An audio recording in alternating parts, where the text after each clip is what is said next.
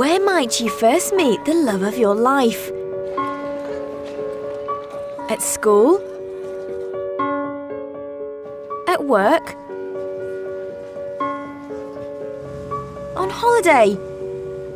Or just while you're waiting for a train one day?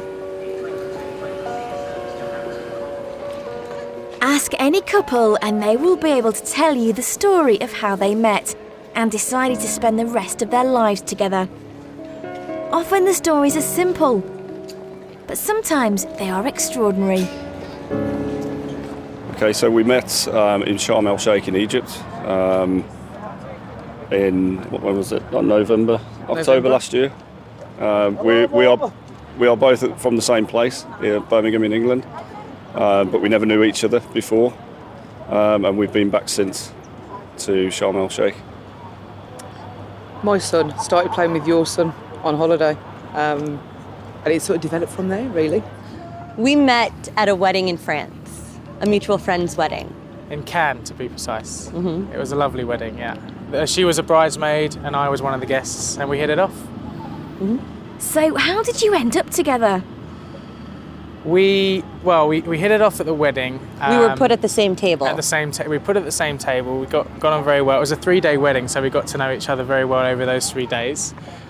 She's from Boston in the States, so she went back there. I went back to London, where I'm from here. And we sort of had an online relationship, didn't we? And then Skype yeah. For a couple of months. And then she came to London to do her MBA. And we spent about a year together in London, and now... Year and a half. And now we're in Boston living together. Mm-hmm. We met in a bar in London, and I was on a night out after work on a Friday night with a friend of mine, and we got talking. Right, yeah, I was actually, at the time I was doing an internship in Italy, but I went on a city break in London for about 10 days, so I went with a couple of my girlfriends, and we were just hanging out, and we saw each other, I think, pretty early on, but then he eventually, maybe like an hour later or so, came up to talk, and things kind of went from there. But in an increasingly busy world, you sometimes struggle to meet new people. And occasionally, it takes something a little out of the ordinary to bring two people together. This is Olivia and James. They've recently got engaged and they're planning their wedding, which will take place in Scotland next year. Olivia and James's love story had quite an unconventional beginning. I put myself forward for a blind date in a magazine, in a national newspaper, and 9 months later I got an email saying, "We found somebody, would you like to go out for dinner and meet this mystery person?" So that's how I met James, was turning up to a restaurant and seeing him for the first time. I also wrote into the magazine, and 2 days later they contacted me and said, "Actually, I know we said we wouldn't find anyone, but we have found someone. Would you be interested in going on a blind date?" To which I obviously said yes. And about a month later, we met at the restaurant. I was told Olivia's name, and I was told what she did, how old she was, and a few interests, and that was it. Yeah, it was the same, and they told me that James was interested in architecture, writing, and theatre, I think. Oh, yeah. Sailing. Yeah, 3 things. So. Yeah, and I remember you were interested in the arts, I think, and also architecture. I think that's where they connected us.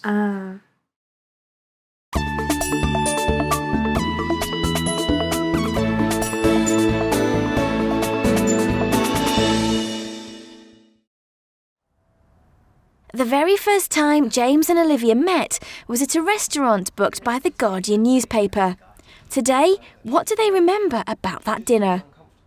Well, that evening was very memorable. We talked about all kinds of different things. We talked about sailing and how we'd done the same run a few weeks earlier before we'd met. There were lots of things, but the most remarkable thing was just how long we talked. It was sort of non-stop for about 4 hours until the restaurant closed. Even before they had written the feedback for the newspaper article, Olivia and James knew that they wanted to see each other again. After the date, I got a text from James the next day, which is perfect timing. And it was a really lovely text saying what a lovely evening he'd had, and it was very nice to meet me. So I immediately replied and said, brilliant, let's meet up next week. And so we arranged a time to meet up. And did they discuss what they were writing about each other for the newspaper article? No, we didn't know what each other had written about the other one. So that was quite exciting. And by that point, we had gone out for dinner a couple of times. And so we knew each other, but we had made a point of not telling the other one what we'd written. So Olivia and James became a couple.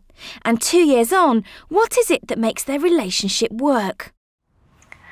Oh, that's a good question. I think what makes our relationship work is, well, we've both got a good sense of humour, and I think James is hilarious. So I'm laughing a lot all the time. That is very important, humour, I think. Yeah. Not just general laughing, but being able to diffuse moments with humour is very important. And if you don't share a sense of humour, it's hard to do that.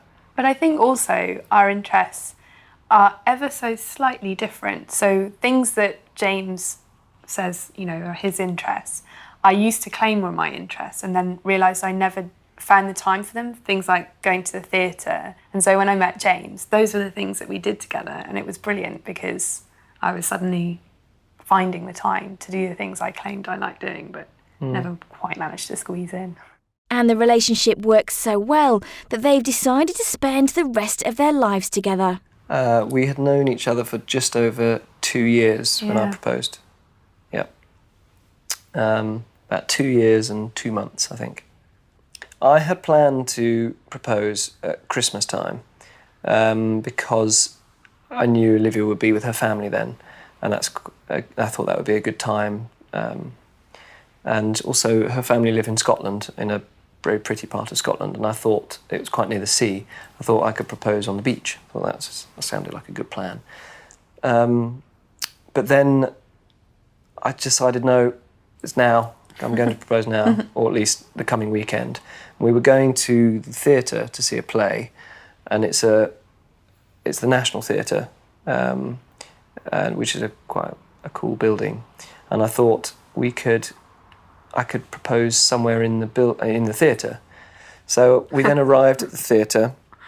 Olivia said, I'm really looking forward to lunch, I'm very hungry. I had been promised lunch before the play, and then there was this change of plan, and I got really grumpy. I said, why don't we just go on a tour? Because we don't have time. It'll be brilliant. It'll be a great, they're really good. It'll be really short. He said, no, it won't. I went, come on, it'll be brilliant. And so Olivia stood there with her arms crossed whilst I waited for the lady to arrive to take us. Yeah. She took us straight to the biggest stage at the National. There are 3 stages, and the biggest is the Olivier stage. We needed something to prompt us, and so she said, well, you have the audience of the Olivier here. Is there anything you'd like to say to the audience? And Olivia laughed, and I said, well, actually, Olivia, come and sit with me on the chair. On the 2 chairs. And she said, oh no, what are you going to do now? And I said, I've actually been planning this all week. And she said, planning what? And at that point I sort of slid off my chair and onto my knee and asked her to marry me. She sort of gasped and said, yes, and grabbed me. And a big hug. And the news of their engagement didn't just thrill family and friends. The girl who set us up, she was lovely. And she was lovely, as things worked out. We stayed in touch with her, and, we told her quite quickly when we got engaged, because she'd been doing that job for quite a number of years, and we were the first couple she'd set up to get married. So apparently when I sent the email or text or whatever it was, she stood up in the middle of their open plan office and put her hands above her head and said, We've got a blind date wedding! So, it meant a lot to her, I think. Yeah.